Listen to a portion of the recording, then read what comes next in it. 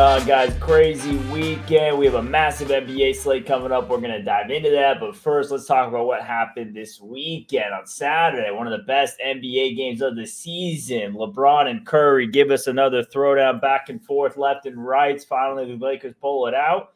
Saturday, we have our Super Bowl set now on Sunday. We have two winners yesterday. Kansas City Chiefs go into Baltimore. And two of the top defenses, KC said, no, our defense is the best. They come out on top in that one. Detroit, they had every opportunity to hold on and get the win in San Fran on the road.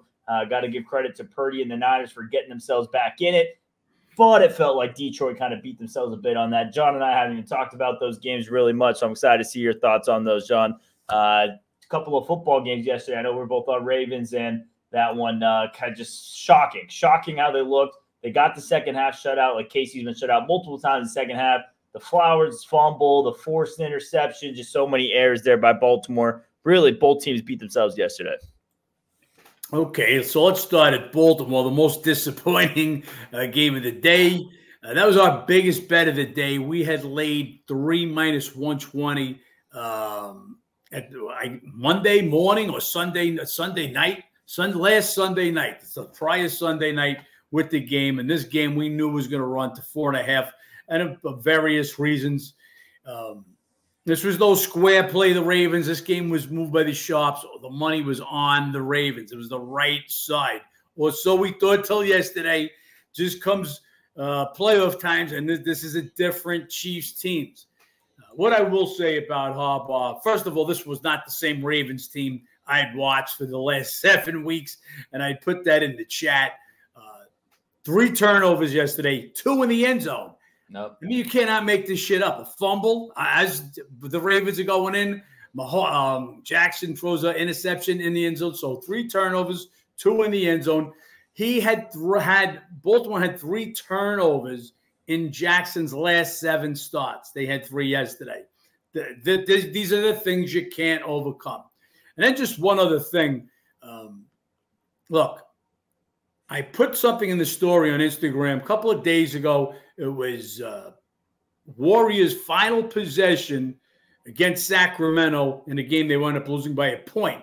They double-teamed Curry. They were not going to let Curry beat them with the last shot. And that's what you do. You stop the other team. Let somebody else beat you. So with the problems that the Chiefs have had with their wide receivers all year, how dare you let Kelsey have 11 receptions yesterday? No. Take Kelsey out of the game and let somebody else beat you. This is, look, these coaches are getting paid millions of dollars. I can't know more than you. This is what you have to do. Kelsey cannot beat you. Let somebody else step up. Rice, not Travis Kelsey. Can't get 11 receptions for 100 and change, and a team. Just can't happen. Let somebody else beat you. So Baltimore, besides the turnovers, that's supposed to have the best defense. Just really let it get away. But Mahomes does what he does. It's Mahomes magic. That's at the cap. Yep. And they're in the Super Bowl again. And so while we're on that, that's part of the reason, as I put in our chat, and I sent out a message to my Massa Edge members with my ratings updated. You'll see Chiefs are now 31.0 on the road. 49ers 33.5 on the road. We're going to use both road ratings as a rating. And 2.5 was exactly what the opening number was. Now, that game is moved to 1. Remember, the rating is your base number. You're going to give every intangible to the Chiefs. 100%. Mahomes and Chiefs, who have been to the Super Bowl before against this young boy Purdy. So besides the actual ratings, they're going to get the spot, so to speak, and that's what it's going to bring it down to. So just wanted to explain that, because when I sent it out, the rating was 2.5. Guys are saying San Fran's a bet. If no, San Fran's not a bet. It's just what the line was. So if the ratings, forget about the Mahomes edge, but if the line is 2.5, we're not laying 2.5. There's no edge there. So obviously 2.5. Mahomes is going to get every edge in the world in this game as he got it done yesterday. Go to San Francisco game. Dan Campbell, I saw his press conference. He didn't regret any of his calls. Well, if you don't, you're a jerk off. You don't regret any of your calls. They were horrible. You gave the momentum away. At one point, I wrote in the chat, as I was writing, the Lions can't go 3 and out on this series. And as I was writing it, they did. Just gave the game away. We're lucky, and I actually wrote that. We're lucky. We'll be lucky to cover the 7.5. We'll get that backdoor touchdown. It was a small bet, plus the 7.5. That game was right there. But Purdy, give this kid a tip of the hat here. He made some plays, not only with his arms, with his legs. Saw the spots, saw there was some space to run, got some big yardage, some big first downs. It's going to help him getting into that next game. That was a big game. He needed a game like that in a playoff situation. The carries, I'll give him credit for. He did good with the legs. He got bailed out by Ayuk. That should have been another pick, and that would have been done and Danny to kill all that momentum right back. But bailed out by Ayuk. What a play by him. Got to give him credit for that. I absolutely will. But against San Fran, they're going to get there dead. I mean, dead in the water at halftime. I believe they put the stat up. I think it's 27-1, some crazy stat. Teams that had a 17-point lead in the second half, so they overcome a huge margin. I mean, and they did it like this. So if you went to the refrigerator for a bite to eat, you fucking came back, and the 49ers had taken the lead. So we had one loser with the Ravens. Detroit, all of Detroit treated us really well yesterday. We also had the Pistons. That was a monster bet for us because we went Pistons plus 13 and under in that game. So we catch both. So Detroit Pistons and then Detroit Lions made the day right. What I will say, which I also put in my story today, we have a game coming up today. We're going to talk more about it in a little bit. The Oklahoma City Thunder, Minnesota Timberwolves. We bet against the Thunder yesterday just because of this game. It's what we call a look ahead, and we'll talk more about it. This is why these are trends. When it puts a trend, because these things happen, and we'll talk more about that, Ben. But let's get your take on the 2 football games, and then we'll go into the NBA. Yeah, as far as the Chiefs and the Ravens, I mean, it's Mahomes doing Mahomes things. Ravens beat themselves. The penalties were just unacceptable. Multiple unnecessary roughness, multiple just sloppy penalties, over 60 more yards in penalties, and it really added up. And some of that was to the youth of Zay Flowers. He was a big response for some of that. So that were some of the issues there. And it came down to the Mahomes being Mahomes. And I'd said it all year, guys. The Chiefs were the biggest threat to the Ravens in the AFC all season long for 2 reasons: the best defense and the best quarterback. And that's really all it took. They got their points early, and their best defense tightened up, and they got it done in the second half. Going to be interesting for this matchup with San Fran. I will say San Fran has looked as bad as you could look against 2 NFC North teams, pulling out a couple of wins yesterday. That Dan Campbell coaching felt a little bit like Dan Lanning from Oregon up against Washington with some of those calls. I will say I understand, they got to this point by being so aggressive. That's kind of their team. That's how they play. And I'm okay with it being aggressive, except for the second time you go for it. 4th and 3 in field goal range. You need a field goal to tie. There is no way you don't kick that second field goal. The first one you want to go for it. That was a 47-yarder. That wasn't a 50. Yeah. I mean, that was a makeable field goal too. To tie the game. Yeah, you just don't you don't risk it on that one. So I would have preferred they risked it in this end of the first half where they were 4th and 3 inside the 5. I would have preferred them going that instead of settling for the field goal there. But hey, you got to give credit to where the Lions got this season, going to the NFC Championship, and we'll see if they can muster up a response next season. I don't know immediate thoughts on the Super Bowl, but this Kansas City defense is for real, and San Fran's had some issues against Detroit and Green Bay, a couple of NFC North teams which got chalked by some bad teams this year. I mean, absolutely chalked. You had Green Bay letting Tommy DeVito be the fucking player of the week against them. So, it's going to be interesting to see what they have to do now against this KC defense, who's as real as it comes. What's going to be really big for Kansas City, especially against this San Francisco pass rush, is will they get Thune back? The one of the best pass defenders, offensive guards in the game. Now, he missed this last game, and even without him, Baltimore just not able to do damage with Mahomes. Mahomes did take 2 sacks, but 30 for 39, and another monster day. So if they can get Thune back, that'd be a big, big plus for Kansas City. Also, Gay, the linebacker. So they get 2 weeks off for the Super Bowl, so they can get some healthy bodies back. That'll make their chances even a little bit better. Yep, we'll have a lot to talk about Super Bowl in the next couple of weeks. So we'll have a big NBA slate today we can start getting on into right now. A lot going on in NBA over the weekend. A lot of crazy games, crazy upsets, as we talked about earlier. First game on the card already has that in store. Clippers at Cleveland. Clippers upset the #1 team in the NBA, and Boston Celtics their second home loss of the season. And Cleveland Cavaliers, all they do is go into the second best team in the East, second best home record, and they go beat the Milwaukee Bucks. So 2 teams here coming off some pretty big wins, and 2 teams who are pretty red hot. You have the Clippers 8-2 straight up against the spread their last 10 games. The Cavs 9-1, 8-2 against the spread their last 10 games. As hot as you could be for both sides right now.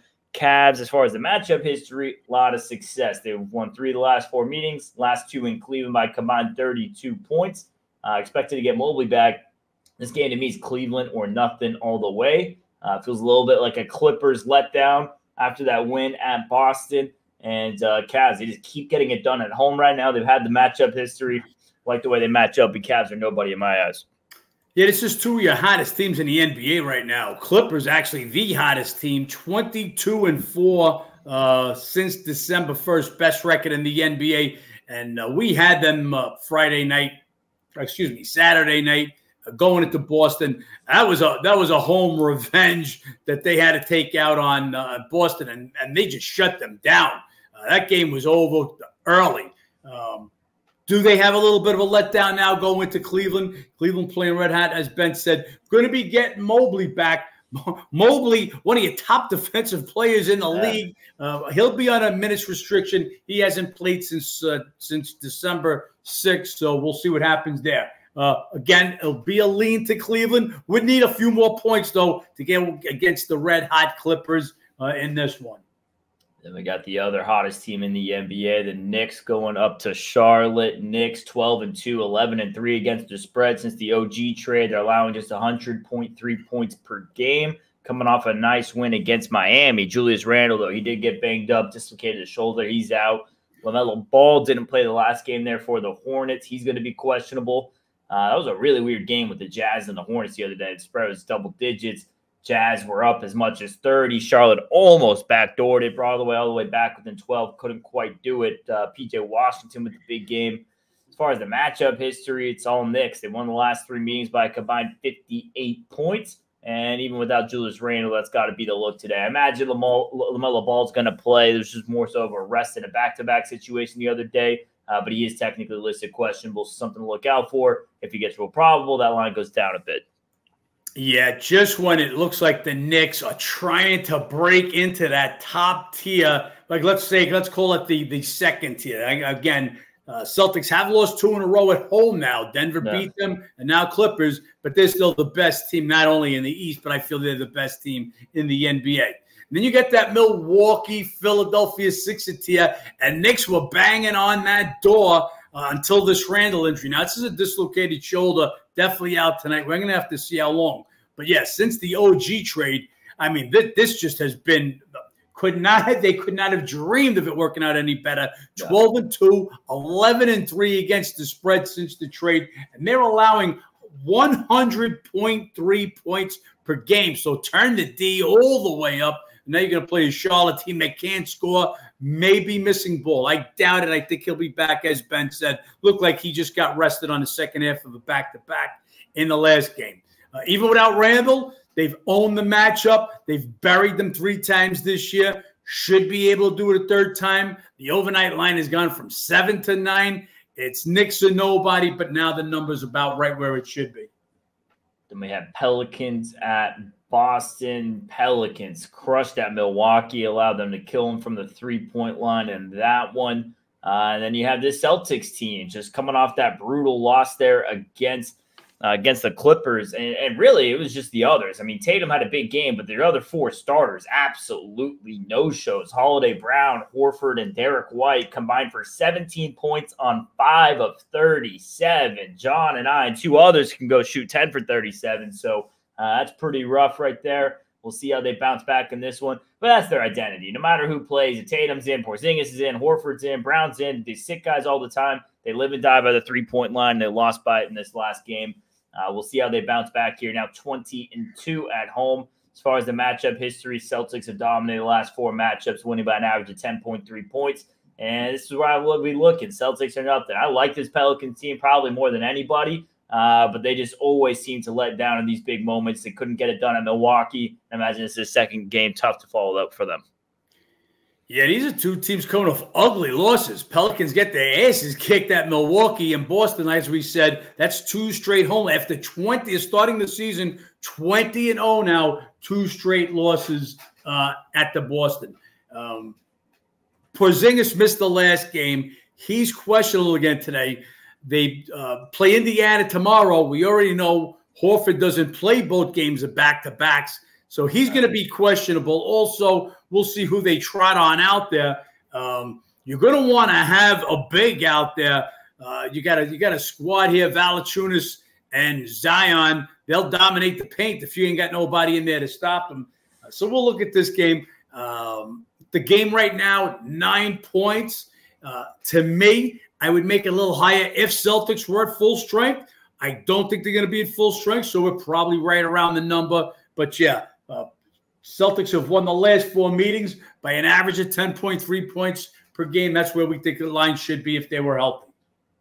We have Suns at Miami. Suns are back-to-back after a loss at Orlando. Booker, another big game, 44 points in his last 3 games. I believe it's 152 points, averaging 50 across the last 3. Pretty ridiculous. Nurkic, he did not play, and he is absolutely huge to this team. He leads them in plus-minus, leads them in rebounding, obviously. But for a team that already is missing depth, already missing some size, not quite as much as does all the little things like Steven Adams, but pretty much on par with that kind of a player. Does a lot of those little things for this Phoenix team. Got to see what's going on with him today. And then you have this Miami team, just can't get it done right now. They've now lost 6 in a row, scoring just over 101 a game. As far as the matchup history, Suns, they get it done in Phoenix earlier in January. Heat won both meetings last year.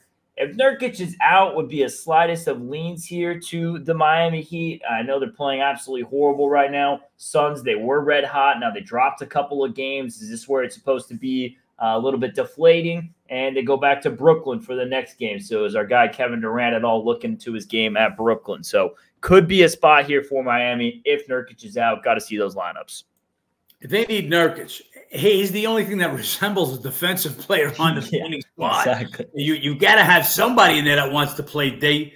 As Ben told you, Booker's absolutely going crazy. Not only is he averaging 50.7 points per game over the last 3 games, he's shooting at 65%.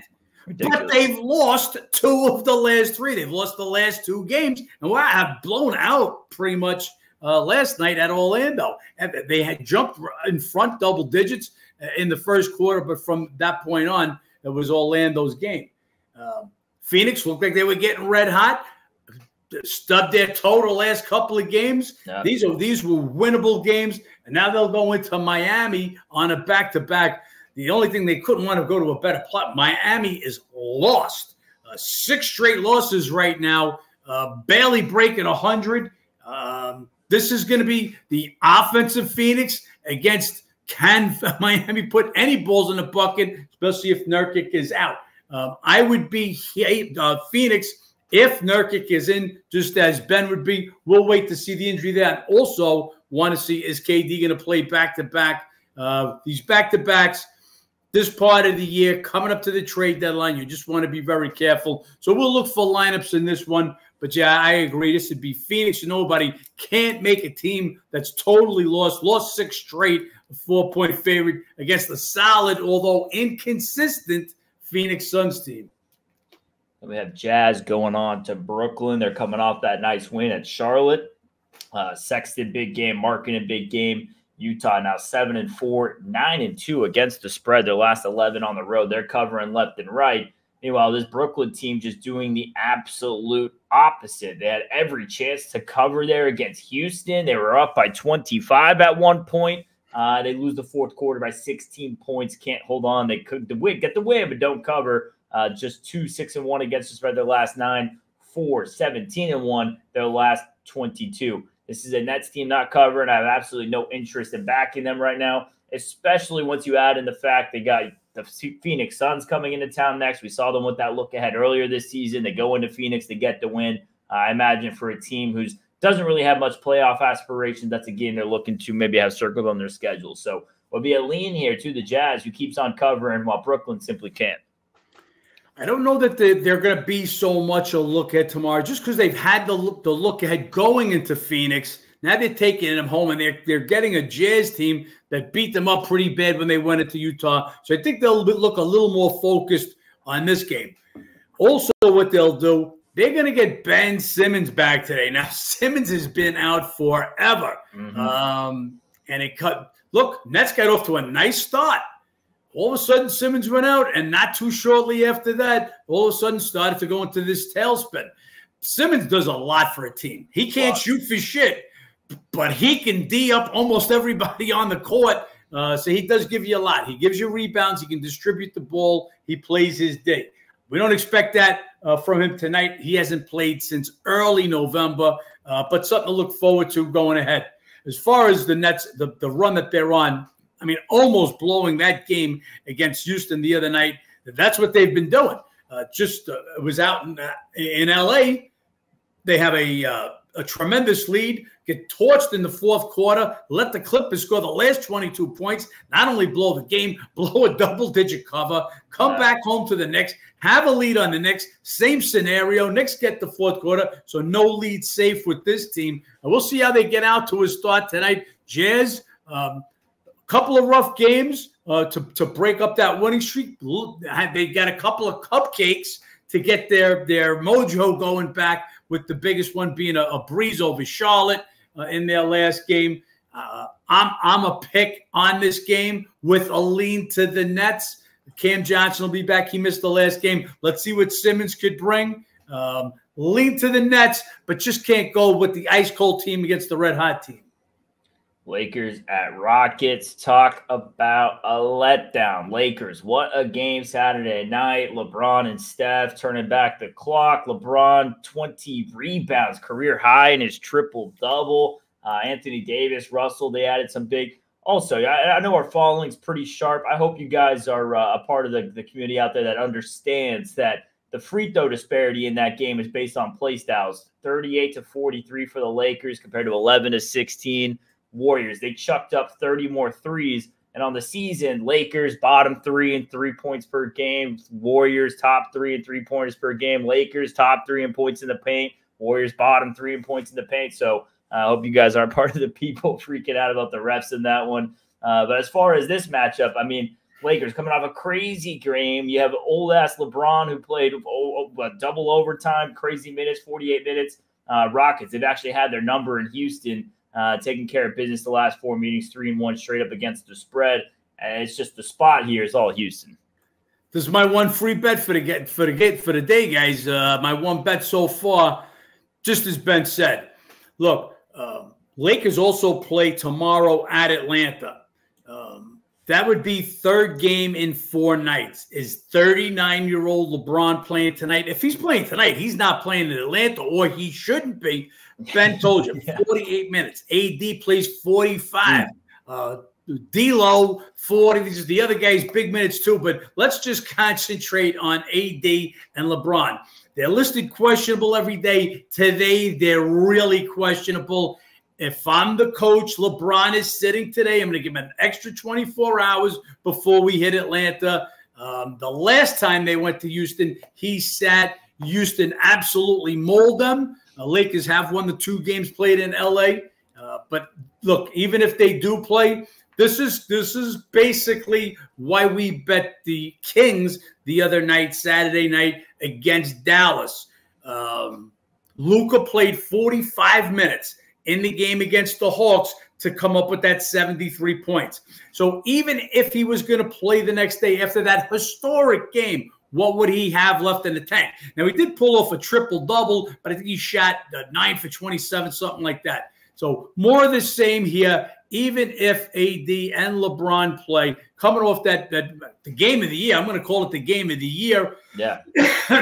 Don't know what they'll have in the tank. This is obviously a little bit of a letdown. Big spot for Houston now. Coming off of a road game. They got down early. We just talked about it. They fought tough, got back into the game, almost pulled off an amazing comeback at Brooklyn. They'll get Jabari Smith back. He's big for that squad. He's their starting 4. You'll need him tonight, especially if AD's in the lineup. I love Houston in this spot. I made this a 3-unit bet.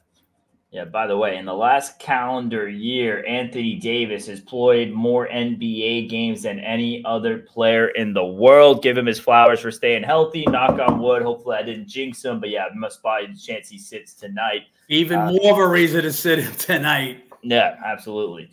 Wizards at Spurs. Talk about spots. We got another spot here. Wizards go into San Antonio last year, winning 127-106, and that's a big deal because they hadn't won the 22 prior meetings in San Antonio. So a lot of history there as far as that, breaking that streak. Is that going to start a new trend, or does San Antonio come here with a little bit of a revenge spot? You have Wizards coming off a win against Detroit, and that was another one of those similar ownership revenge spots. Wizards had won the prior 10. They lose again earlier a couple weeks ago, and then they go back and get that win. So similar spot to that, what the Wizards coming off of.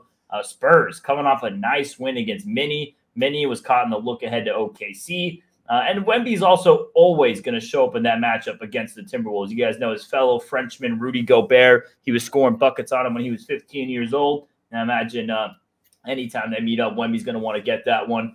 This is a matchup with that revenge angle. Would be a lean here to San Antonio. Wizards struggles guarding bigs, and now you got as big as they get coming in this matchup.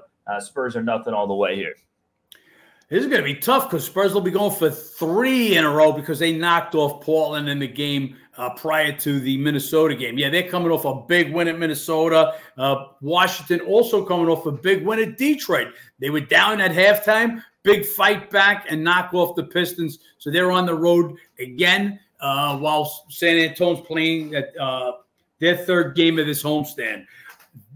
As Ben said, 1999, the Wizards have won once in San Antonio. That was last year. Since 1999, do they make it 2 in a row here? I think the number is a little bit to the high side. Very tough for me to make San Antonio, but that's more because of the spot. Just can't lay 4 points with Spurs in this spot. Don't want the Wizards. Just one of those games I'll watch unless there's some injuries or the line moves a little bit more. And then one of our 2 amazing games we have going on tonight. This one, T-Wolves at OKC. T-Wolves got caught looking. They got upset by the Spurs in that last game, obviously. OKC, they got caught looking yesterday. They got beat by double digits by the Pistons. So 2 teams clearly looking ahead to this matchup against one another. As far as the matchups so far this season, Thunder 2-1, 2-0-1 against the spread. They killed them in OKC, 129-106. And that's where I'll be looking at this game. Thunder or nothing for me. As good as Minnie has been, it feels like the last couple of weeks has been a little bit of a fall off, all kinds of issues. And quite frankly, since that issue with Cat scoring 62, really just not the same team. Locker room doesn't quite seem right. 2-3, 1-4 against the spread the last 5. Meanwhile, OKC, prior to last night's or yesterday's loss, they had won 5 straight, 4-1 against the spread. They've been elite at home this season. Would have to be OKC all the way for me.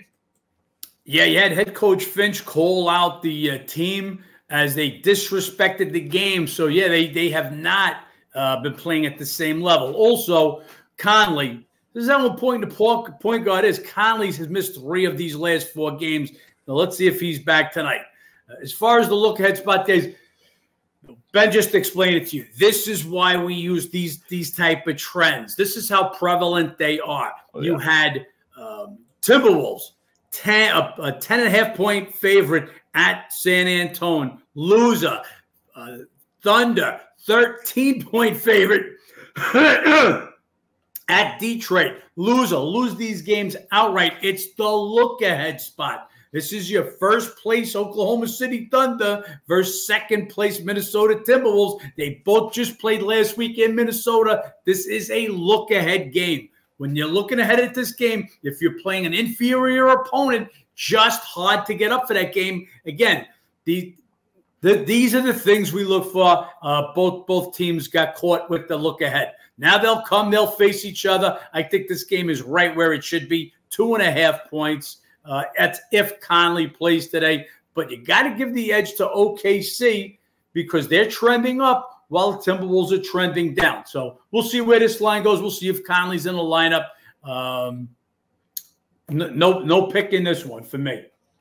Then we're going to have the Kings at the Grizzlies. Kings coming off a win against Dallas. That was in one of those letdown spots.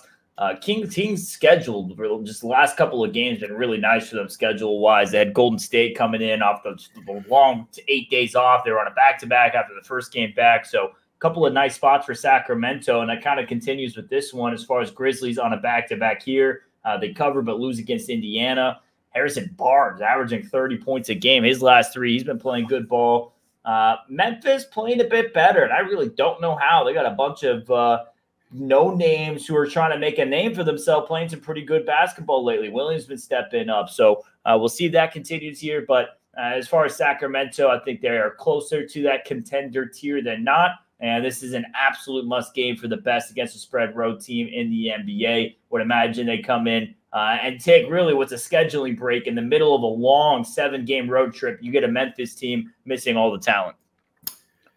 Sacramento best against the spread on the road this year, best against the spread on the road last year. That's why if you're a Massa Edge member, you see that their road rating is actually better than their home rating. Yeah. It's that way for a reason, and they just go out there and prove it.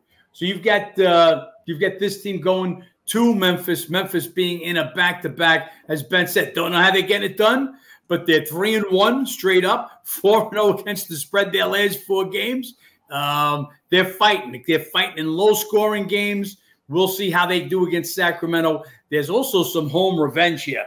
Sacramento went into Memphis earlier this year, New Year's Eve, and crushed them 123-92. Would expect Memphis to be ready, even though it's a back-to-back. You just have to see. They've been giving Jackson some back-to-backs off. They've really got nothing to play for. So maybe they give him or somebody else off today. We'll wait to see those lineups. Now, the game yesterday was a day game, so maybe a little less likely. I think the line would be a little lower just for the fact of the back-to-back and that they've played so good with the home revenge. So Memphis this year just can't win at home, but they have won their last 2.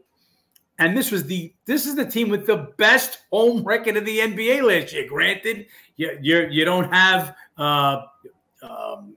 Bane is on the injured list. John Morant's on the injured list. You've got Marcus Smart on the injured list, and Dylan Brooks is playing with Houston. But this team did play phenomenal at home last year. Would give them a shot with this big number, but we'll wait to see what the injuries look like.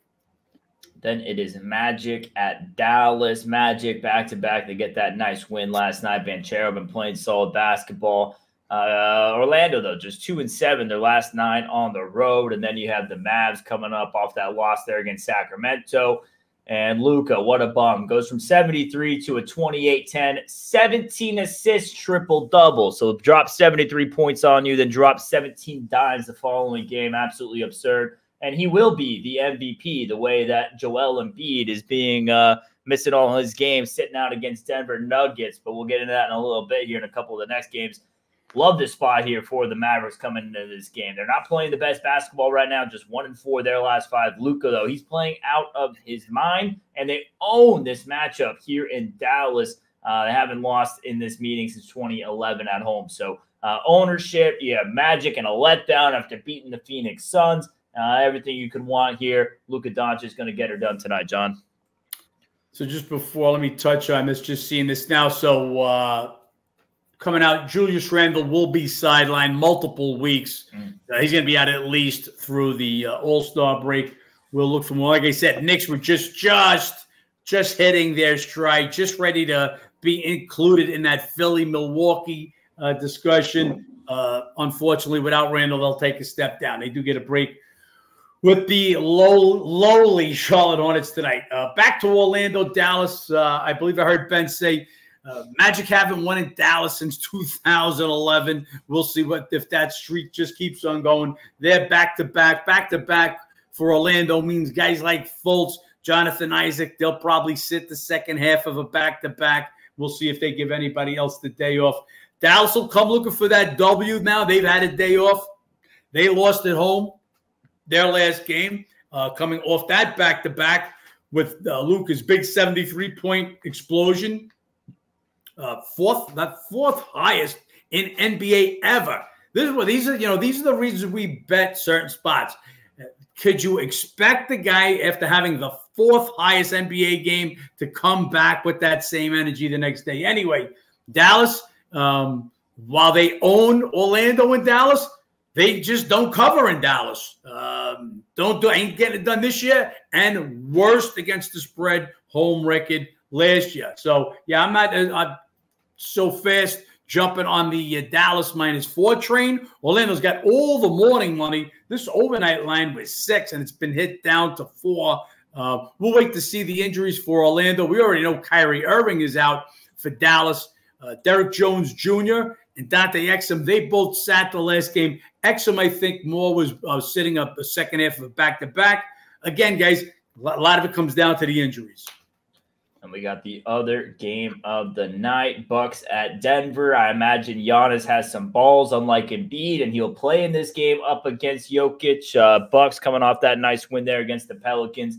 Denver Nuggets, they get it done against a shorthanded Philly. They've split the last 4 meetings. Nuggets 3-1 against the spread. They got it done in Denver last year. Bucks had won the 2 prior trips to Denver. They're getting Doc Rivers in town today, so we'll see how that's going to shape up.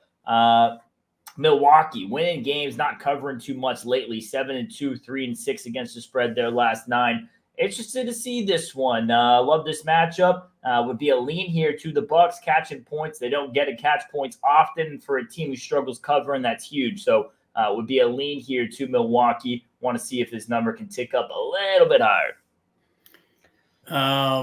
Yeah, so Denver was coming back off a 5-game, 10-day road trip, and they get Philadelphia. Philadelphia was going to be without Tobias Harris and Maxey.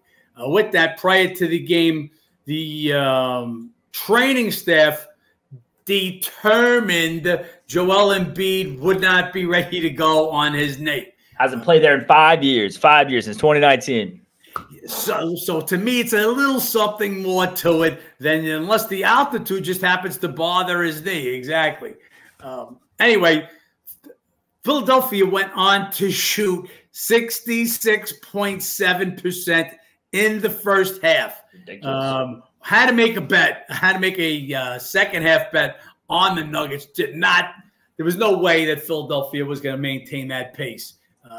Although Paul Reed delivered 30 points on 14 for 21 shooting. You can't make this up. He goes up against Joker, the MVP, one of the best players in the world, and he goes absolutely insane, 14 for 21.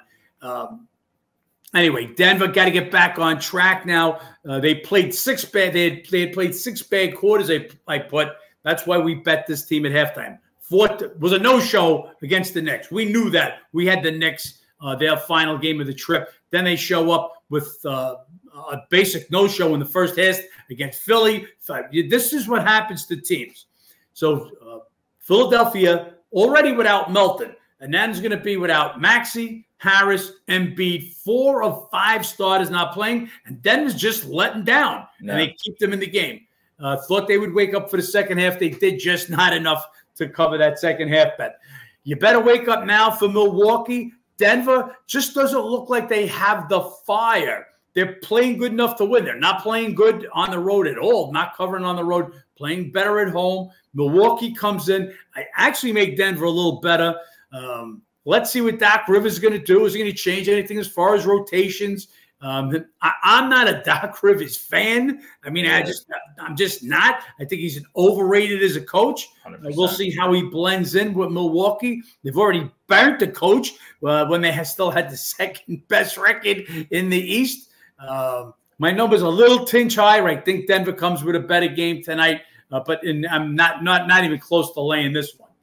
Yeah, I'm interested to see this matchup for a couple of reasons. Also, Damian Lillard being matched. I mean, obviously Giannis Jokic, that's pulling it itself, but Damian Lillard versus Murray. I mean, a couple of years ago, Portland-Denver playoff series, that was as good as it got. And Damian Lillard had some of the best playoff performances I've ever seen, hitting 6-7 threes in a row, fourth quarter and OT against Denver. So interested to see this matchup with him added into the mix. And then we got those other two teams, 76ers and Portland, rounding out this card. If I'm Adam Silver, the whole point of this season was to give the regular season more meaning. You have your MVP from this past season and the MVP from the two prior seasons. You can't get them to play. I don't know how you're not absolutely livid. I'm livid as an NBA fan. Philly kept it competitive. We'll see how they show up in this game. I imagine this is a game Embiid plays. I imagine this is a game 76ers come, blow out Portland by double digits. There's a reason their road record is so good when Embiid plays on the road, and that is because they intentionally play him against the piss poor teams like Portland. So this is a game Embiid can be well rested for and come in and take advantage of. This would be Philly or nothing for me in this one. No interest in the Blazers. Yeah, Embiid's got this streak of 30-plus point games going. Obviously, 70 the other night. So, yeah, I guess he figures he can get 70. He can get his 30 on Portland team where maybe he couldn't get it on Jokic. Don't know if Harris and Maxey will be back. Those are still question marks. Expect Embiid to be back. Portland was playing decent at home. So we made a small bet, a 1-unit bet on Portland last night, just before game time when they said they'd have all their players back. Yeah. 6 points, half a dozen was enough. But Bulls went to score the fucking final 5 points of the game, turned a 3-point game into an 8-point game. And this is Portland. They're just a bad team. And they're going to get worse. What are they going to do? They may be a team that tries to move a guy like Brogdon. Brogdon could be a nice piece coming off the bench for a contender. So we'll trade deadline February 8th, right around the corner. We'll see. But, yeah, Philly or nobody in this one. They've won the last 3 meetings, absolutely crushed them by 28 in Philly earlier this year in October, and they beat them by 10. The line it is now in Portland last year. Yeah, Philly 10-2 on the road when Embiid plays, 12-9 on the road on the season, and there's a reason for that, the way they do that. So we'll see how that shapes up. That's the pretty monstrous NBA slate we have going on today. Only 5 games coming up tomorrow. If you guys could, with the Super Bowl coming up, anything specific Super Bowl questions you guys might have, you guys want us to cover in the next couple of weeks, please put those in the comments below. Obviously, that is the game of the year for the NFL season and game of the year for sports bettors alike. John, hopefully we can get back on the right track. I mean, pretty good day yesterday, all considered. Considering we lost the biggest bet of the day, we still hung pretty close there. And really, things have been heating up the last couple of days in the NBA, and hopefully we can keep riding that. Yeah, NBA's been great. We had I think we won an NBA every day this week. Mm-hmm. So, yeah, we're going to keep that going. If that continued yesterday, even though I think we wound up losing some juice for the day, our NBA was solid, a three-unit winner with the Detroit Pistons plus 13 and under. And then we lost the unit with Portland. So NBA heating up the way it's supposed to be. One bet right now that I gave you guys Rockets +1 in what I feel should be a letdown game, even if LeBron plays. And if I'm coaching him, my 39-year-old LeBron is sitting. I'm not endangering him in tonight's game, but we'll see how that all meshes out. And, hey,